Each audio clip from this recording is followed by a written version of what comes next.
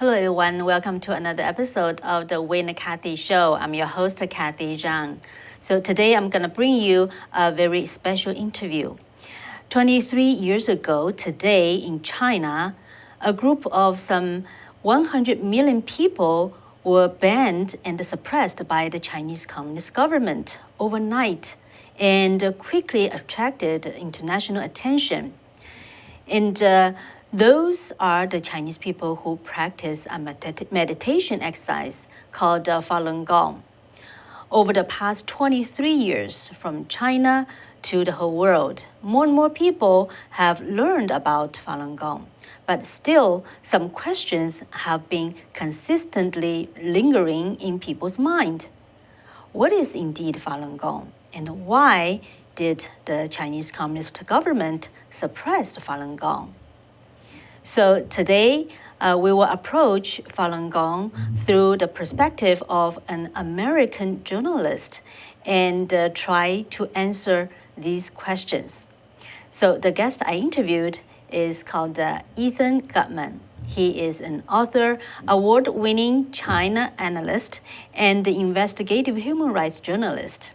Currently, Ethan Gutmann is a senior fellow at the Washington, D.C.-based think tank, the Victims of Communism Memorial Foundation. Ethan used to do business and work in Beijing, and later he wrote 2 books about China based on his own experiences and research. One is called Losing the New China, and the second one is called The Slaughter, Mass Killing, Organ Harvesting, and China's Secret Solution to its Dissident Problem. Ethan Gutmann has testified before the U.S. Congress, the Canadian Parliament, and the European Parliament, as well as agents like the CIA and the United Nations, etc.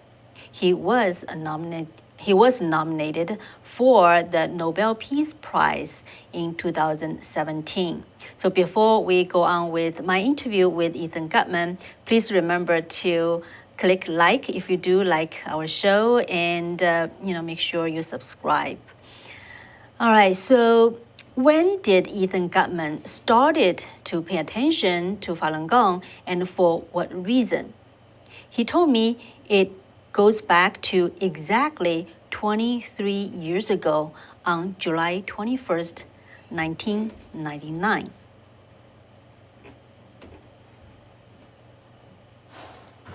I was in front of Zhongnan High watching old women be thrown into buses. You did? Yes. Tell us about that. Well, I was working at basically a studio for Beijing TV at the time, which is a Chinese Communist propaganda station. And I was the foreigner there, and a couple of the producers came in and said, "Ethan, they're talking about Falun Gong on TV," and that was the crackdown. But then they said something's happening over at Zhongnan High this one day, and Do you remember when? Well, I guess it must actually not have been July 20th. It was probably July 21st, because that's the way it really worked, wasn't it? That the persecution sort of came down overnight, and it wasn't really till the next day that the reaction started. But I heard that something was going on, and so I was worried about going over there and sort of appearing to spy on it or something like that. So what I did was I put on this silly hat that I had, and I had a Starbucks bag, so it looked like I was a tourist, right? So I had a bike. You were prepared. Yeah, I was prepared to look like a sort of lost tourist. That's what, So I went biking over there. It wasn't that far from the office. And when I got there, it was sort of the end of it. They had a bunch of Falun Gong practitioners who'd shown up, I guess, at Zhongnan High, and they were taking them off in buses. I now understand they were taking them to big stadiums. They were going to put them in the stadium and sort of process them. And they were still pushing the women onto these buses. That's all I saw. But it told me something, that this was serious. Something was happening. There was another thing that happened that the day of the announcement, which was, I guess, just the day before, was while we were watching the television program that was denouncing Falun Gong, a sound truck. You know a sound truck? Mm-hmm. It's a truck that just has loudspeakers, and came out and it was going around the parking lot saying, Falun Gong is forbidden. Do not practice Falun Gong. This appeared while we were watching this program of propaganda against Falun Gong. So the day was quite, I remember it very distinctly. And some of the women started to cry inside the studio. One of the women. I said, why are you crying? And she said, it's just like the Cultural Revolution. So at that moment, how did Ethan feel? I felt like, have you ever been invited over to somebody's house, and a family's house, and they start fighting at dinner? That's how I felt, like embarrassed, like I'm seeing something I'm not supposed to really see. That's how I felt. I don't understand why they're fighting. I don't know what's going on. I don't know why this person's crying, this person's yelling. I don't know why. I wish I wasn't here. So that's that's about how I felt about it. I did not have any great understanding of the situation or anything like that. When did you start to understand what's going on? It was a very slow process. What happened was that it was mainly when I was in the West. I think one thing that really impressed me, after my first book came out, Losing the New China, a lot of practitioners were very attracted to that book, and they liked that book. And they talked to me about it, and they said, why don't you do more writing about Falun Gong? And I said, does Falun Gong exist anymore? Show me a Falun Gong practitioner from China, and maybe I'll consider that. And 2 weeks later, this young woman in New York City came up with, she said, I have somebody from China who's just come over. Would you like to have lunch with her? And so I did. And she is from a little village, and she practiced Falun Gong, and apparently she was getting away with it. So it's like, okay. So then I became more interested in starting to cover it. But there was another thing, too, which was I knew that Falun Gong was a huge issue. There was no question. It was the biggest issue in China, period. I had no question about this. I understood that from living there. I understood that from reading the Chinese press. I could read between the lines. I thought anybody who didn't understand that was an idiot, was a fool, or didn't really understand China. Okay? Then Ethan started to look into what had been written about Falun Gong by Western journalists, and he felt they weren't very good.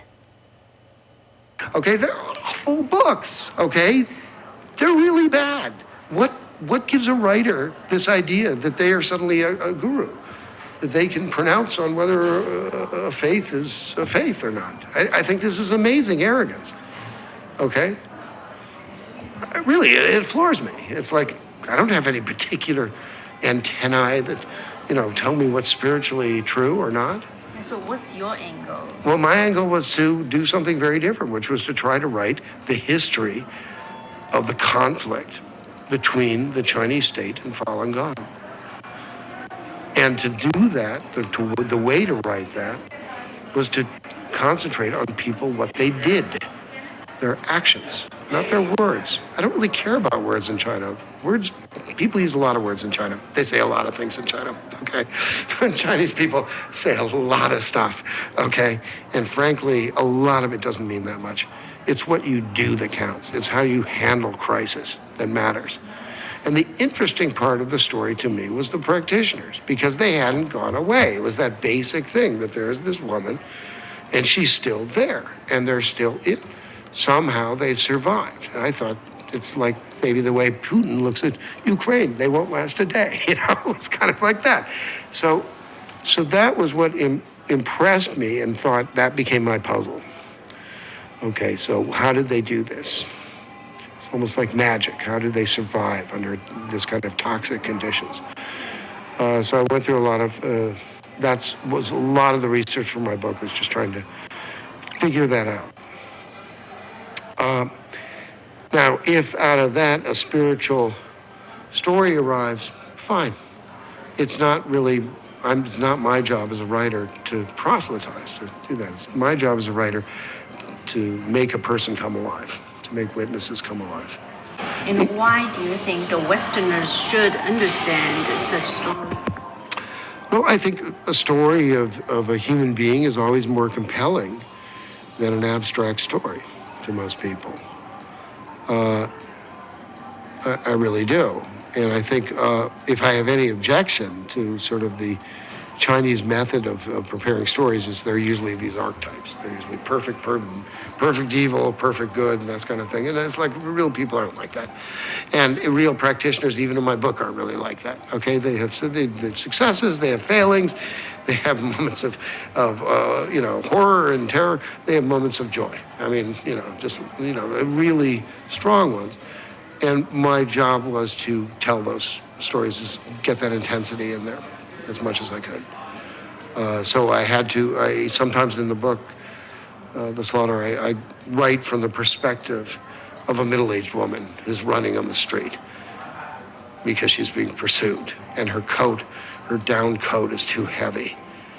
And she has sweat all within this down coat, and she has sweat between her breasts. Now, I don't have breasts. I have to imagine what it would be like, but I imagine that, okay? I had to write from all kinds of perspectives to make this real. But this is very useful for a writer, too, because it means you start to think in those terms. You start to think like, what's it like to do that? What's it like to be like this? I don't think that's a bad quality. If you're signaling that you're doing that, the reader can accept that you're entering a world which is what we call nonfiction narrative. It is nonfiction. It's not made up, but it's narrative. It's written as a story. Okay, that means it's maybe streamlined in certain areas, right? Anyways, it's neither here nor there. What I was trying to do was say, the other part of it was to say, judge Falun Gong by its actions, judge the Chinese state by their actions. In which you see them? Well, the point is that, I've seen journalists who sort of said, well, Falun Gong says this, but the Chinese government says this.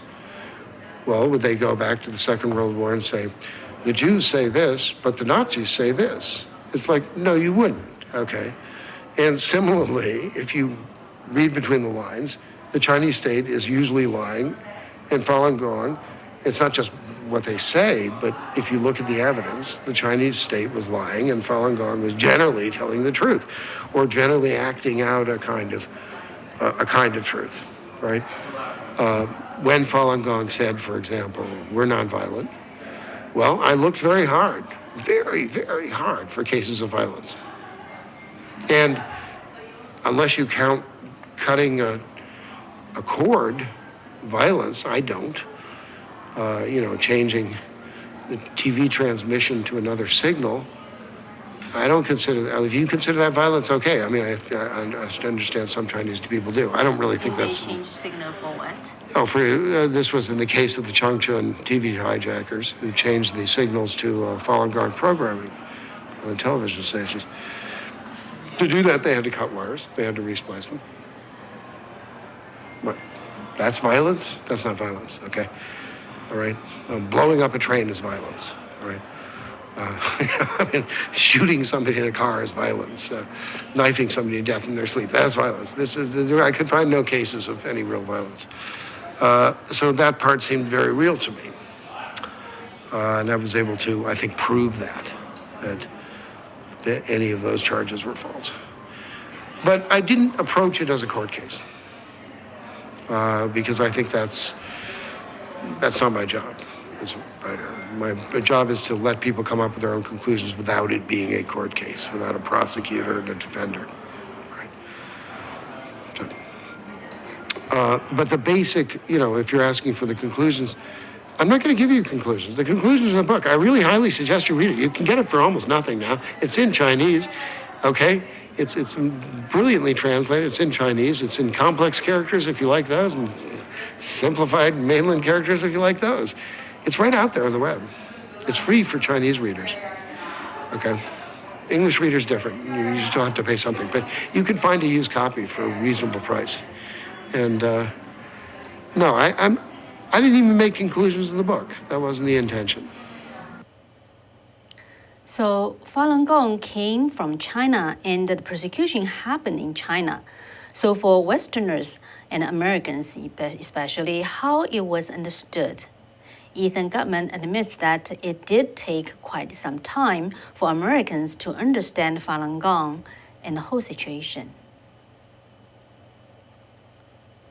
That over time, Falun Gong made its case. So I think a lot of it was just cultural.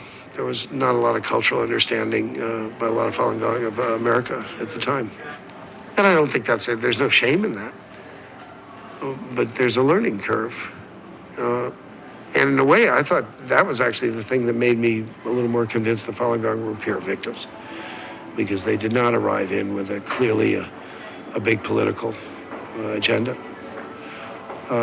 Even though I thought that if they had a political agenda, there's no problem in that either. So I never, that's another problem I think Falun Gong had, was it was so eager not to offend the mainland sensibilities. So in other words, the mainland, they say, oh, it's a political organization. Like, that's a bad thing? What's wrong with that? Well, politics is a dirty business in China. Politics in China means you want power. It means karaoke bars. It means graft. It means maybe killing, all these things. In America, it doesn't mean those things necessarily. It's not so bad to be in politics. It's okay. So I think a lot of it was cultural. And also, the other thing was, I do think the spirituality was widely misunderstood. The basic principles of Falun Gong are obviously not only inoffensive, but desirable. If all practitioners could live up to them, it'd be fantastic. And most try very hard to live up to the principles. In talking about the principles of Falun Gong, which can summarize in 3 words: truthfulness, compassion, forbearance, Ethan said he especially admired one of them. The other thing, I admired very much the quality of forbearance, above all, because I admired, it was the ability to be tolerant and also to be, in difficult situations, to not be disheartened, to go on. It's always too hot, it's always too cold, there's always suffering, okay? These are valuable lessons to learn in life. If you think about that, you'd waste your time. You have to move on, keep moving. And in that sense, the one area I really share with Falun Gong, just as a person, is I'm very stubborn. I think you have a nicer word for it in Chinese, for stubbornness, but I don't like to give up. Very stubborn. Falun Gong are very stubborn. I really respect that. I'm the same way. That's in that sense, it's been a very good relationship over the years. So, in the past 23 years, every year at the anniversary of the persecution approaches, which is around July 20th, Falun Gong practitioners from all over the United States and actually, from all around the world before the pandemic will go to Washington, D.C. to generate awareness to the continuous crackdown and appeal for stopping the brutal persecution. This, give the CCP a pretext of Falun Gong is political. However, Falun Gong's first petition on the Capitol Hill gave Ethan Gutmann first-hand information to understand the purity of Falun Gong.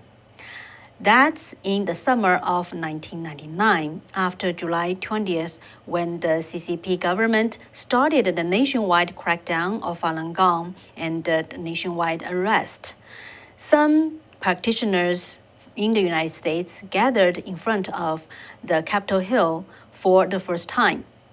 Under the scorching sun, they quietly meditate and practiced exercises, with some banners showing their quest for ending the persecution.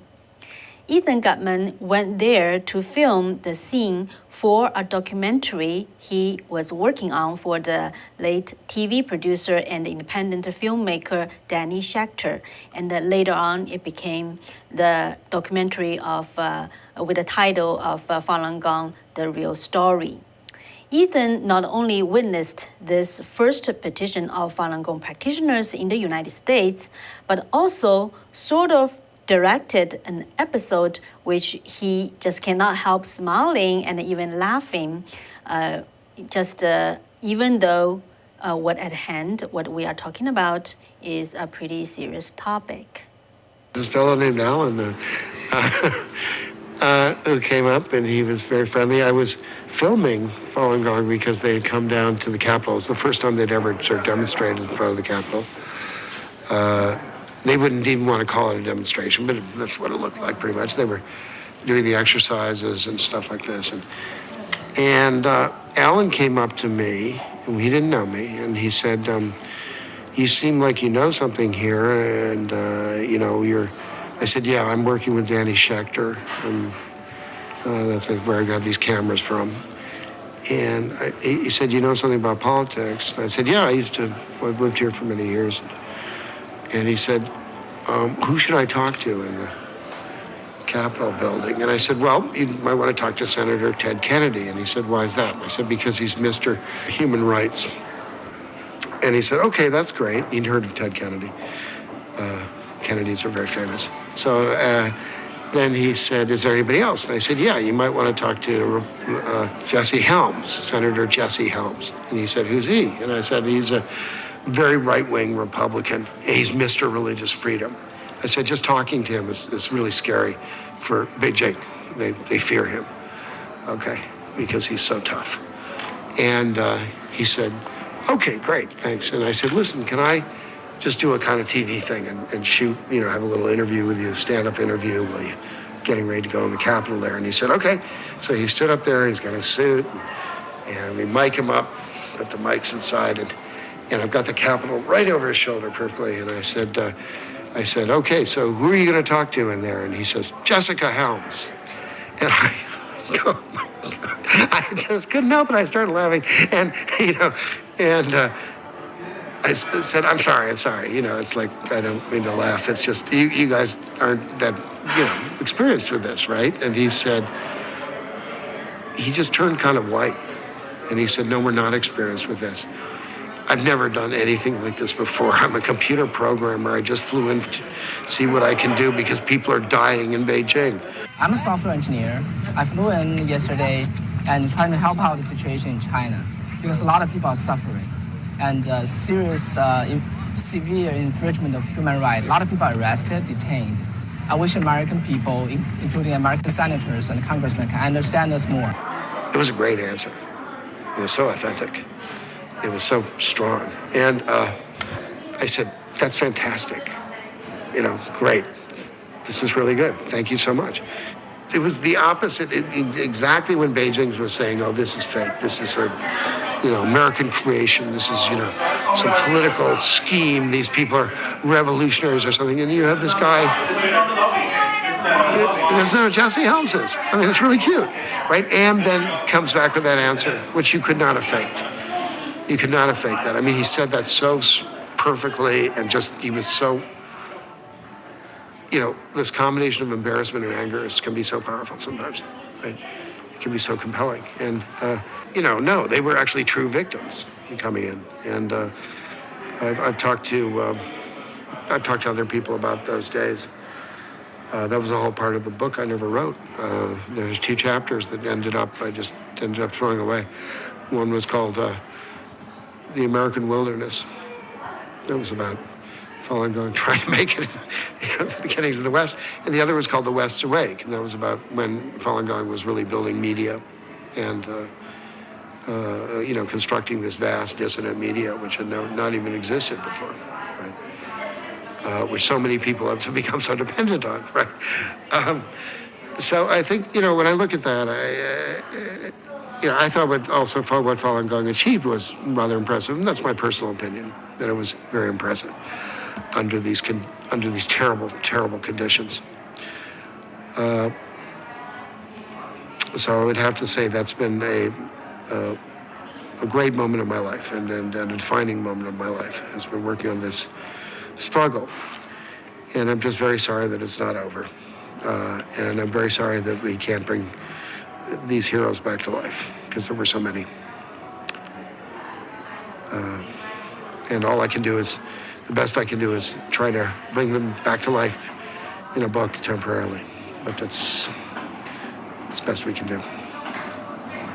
Yeah. So, during this journey, what do you think is the most takeaway for yourself, or for what you wanted for the audience or the readers to take away about the struggle of Falun Gong?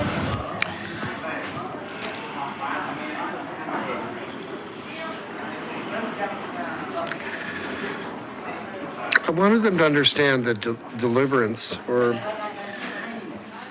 potential deliverance, does not come from the expected place, and it will not look, if there's a Messiah, it will not look like what you thought it would look like. If there's any aspect in my own mind which is spiritual, it is that. It is, life should be surprising. There should be, when Falun Gong came out of the China box 10 years after Tiananmen. Not quite to the day, but pretty close. Okay, and made itself known. And most journalists were incredibly disappointed. They had this student movement which had created a Chinese facsimile of the Statue of Liberty, and dancing and things that were very chanting and things that were very familiar to Westerners, right? Very camera ready. Falun Gong came out and stood in front of Zhongnan High quietly. This was not meditated. This was not what they expected. I would say that we don't always know. I'm not saying Falun Gong is the Messiah. I'm not saying that at all. I'm just saying we don't know how the winds of change blow in China. And we're way too quick to judge them on our standards. I don't usually say this about the West. I say we have a right to judge things by our standards. But in this case, I say no, we did not. Just because Falun Gong had a very different style, one that we were unaccustomed to, that was just practically bigotry that we couldn't see that this had meaning within the Chinese context. It took me a long time to see that meaning. It took me years before I could talk to Falun Gong and without flinching at times from their belief systems, which seemed so different than mine. But over time, I could do it. I got very relaxed and comfortable with it. It's possible to do that. And I do believe if there's, people say, what's the point of life? And to me, one of the points of life is to be able to do that, is to recognize something that is really, truly different and see the beauty in it. So I would have to say that's been the defining point for me. I guess not so much, but I suppose I'm trying to transmit that to the reader subtly through too. We are writing history every day, right? But Yeah. sometimes, history has to be told after many, many years passed. But just from what you understand right now, what's the possible significance of Falun Gong, in the history? Well, let's think about it a slightly different way. Let's think about Constantinople. Okay, let's use a European example instead. You could look at Taiwan and you can look at Falun Gong in some ways as Constantinople. They are different alternatives for the world. Well, you can look at it, the world rages. These things hold fast for a long time. Or you could look at Falun Gong as more like the monks on the west coast of Ireland, who preserved the actually biblical documents at a time that all of Europe was under fire from the Vikings. But they did do it. They preserved civilization.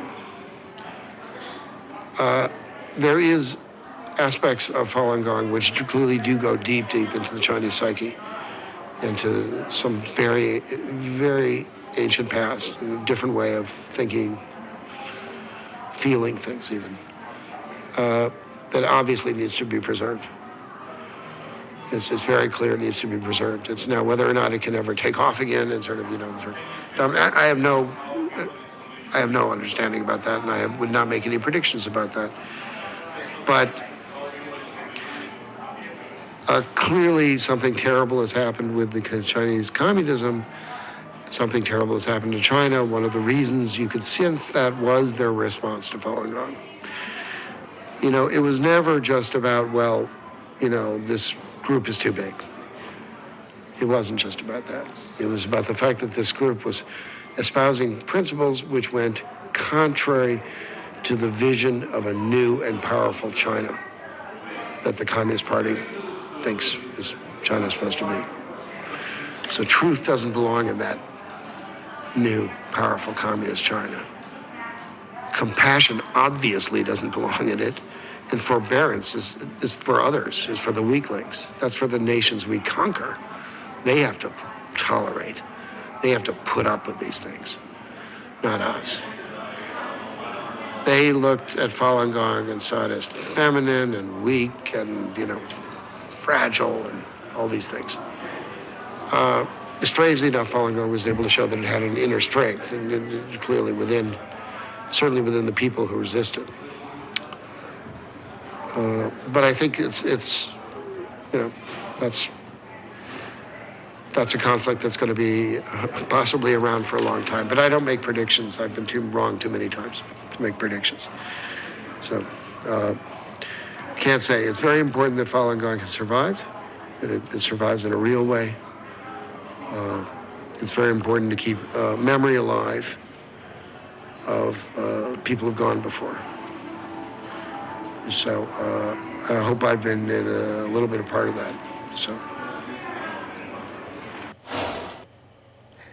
Regarding the Chinese Communist Party's continuous persecution of Falun Gong, the group of innocent people, and the unremitting struggle of the Falun Gong practitioners over the past 23 years, the principal China policy and planning advisor to former United States Secretary of State Mike Pompeo, Professor Mao Zhu, he made the following comments. It is in Chinese, so I will translate for you.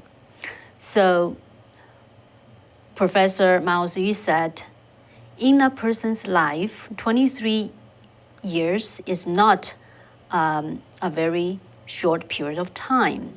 However, the persecution of democracy and human rights by the Chinese Communist Party, especially the persecution of Falun Gong, is a brief chapter in the CCP's 100-year bloody history. He continued said, the Chinese Communist Party's regime will not change. The persecution of kind-hearted groups will never stop. So he said, my condemnation of the CCP's persecution of Falun Gong is consistent because it reflects the CCP's violation of all human rights. He said, on the other hand, the Falun Gong practitioners have made brilliant achievements in safeguarding their own rights and making unremitting efforts to resist the repression of the Chinese Communist Party. So he said, I congratulate them. And finally, he said, he encouraged people not to lose hope. He said, the road is tortuous, but the future is bright. So that's the comment by Professor Mao Zhu. Indeed, from the perspective of history, 23 years is like a drop in the sea. However, during this over 8,000 days, 8,300 days, for everyone who directly involved it, they just experienced so much. And perhaps, how people view such things could determine the future and could determine the position in the future of the history. So just wonder, how do you think of it? So what's your takeaway from Ethan Gutmann's interview? So I'm curious to know about that. So if you could just please share in the comments, it will be great. So let's see. Do you enjoy this interview? What's the most thing that like for you to take away, right? So he said a lot of things. Like, for example, he said judge the Falun Gong by their action and judge the CCP by their action. I think, it's totally, it's so true, because during the past 23 years, the Chinese Communist regime not only just used their propaganda machine in China, but also infiltrate the media in the West to, just demonize Falun Gong, and of course, doing all other propaganda. So Ethan Gutmann, I think he really got that right, not judge by what they say, but judge by the actions. And also, just curious, what are the other takeaways you have, or do you have any questions? It's it's right now. Today it's here. It's July 19th, but exactly in China it's July 20th. And 23 years ago today, just marked the start of the brutal persecution by the Chinese Communist Party, and it involves directly, about 100 million people who practice Falun Gong, but also their loved ones, their family members, so it's many more than just the 100 million people. Yeah, so how do you think? Let me see any other comments here. Ruth, you said, truth is being written and talked about. Great patriots here. Thank you. And Louis said, this is a good interview. Thank you. Yeah, I appreciate that, your feedback. So yeah, not a lot of discussion here today. So yeah, just wonder how everybody else think. Let's see any comments on the safe chat. Let me see. Let me get there. In the meanwhile, if you have other, comments, just feel free to leave there. I really would like to learn from you. What's your thought? Okay, so I think that's it for today. I hope this interview provides with you more information that you may or may not think of before, and the perspective of Ethan Gutmann. Indeed, he, for the past 23 years, just, start from the beginning, he somehow got involved in one way or the other, and he just did a lot of interviews, like 100 interviews, in order to do the reports on the organ harvesting by the Chinese Communist government, especially on the Falun Gong practitioners and the Uyghurs. So for that, he, as a third-party investigator, together with two human rights lawyers, one of them is in Canada, one of them is David Mattis, the other is a former Canadian Parliament member, David Kilgour. They did two reports on the organ harvesting by the CCP, which just attracted so much attention, and he testified in different parliaments and the U.S. Congress to talk about that. And just in the past, the International Religious Freedom Summit, he was again invited to discuss this very important issue. So, Louise, you said, only time will tell the fate of Falun Gong. Americans are tolerant because we have freedom of religion. Yes, that's very true.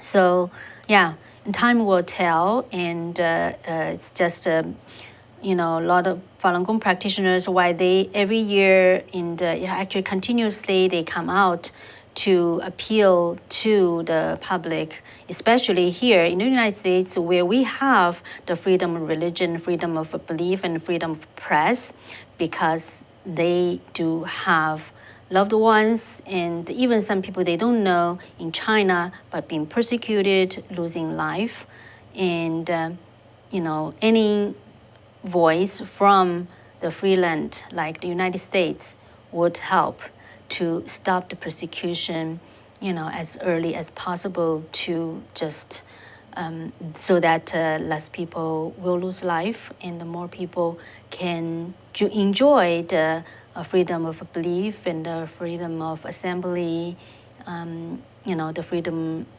the rights that we enjoy here earlier. So, all right, yeah, so I'm so glad that you spent the time with me for this episode, and I hope you will be safe and take care.